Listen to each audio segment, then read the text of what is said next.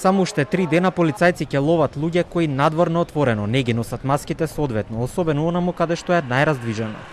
После 1 јуни една од главните превентивни мерки повеќе не е во важност. И тоа не е единственото олеснување на рестриктивните мерки. Иако полицискиот час се уште ќе продолжи да важи како главна мерка со која се ограничува движењето на граѓаните, ред други релаксирања на затегнатите мерки ќе значат и потсетување на старата реалност.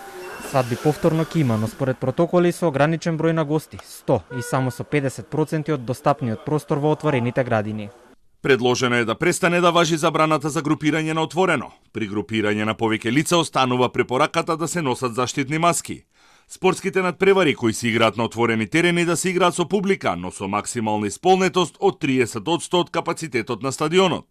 Ке им се дозволи на угостителските објекти да примаат по 6 гости на една маса, додека сите останати рестрикции за нив остануваат на сила. Ова се мерките испратени од Комисијата за заразни болести утрово до кризниот штаб во владата, кој треба само да ги усвои истите. Со тоа од 1 јуни стапуваат на сила. Здравствените власти ги правдаат овие одлуки со стабилизирањето на епидемиолошката состојба и падот на бројките на новозаразени.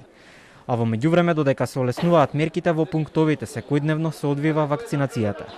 Бројчаникот на официјалната страница за ковид вакцинација во земјава покажува дека има 231.000 граѓани кои се вакцинирани.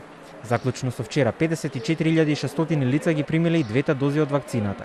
Вчера се аплицирани речиси 12.000 дози низ пунктовите во земјата.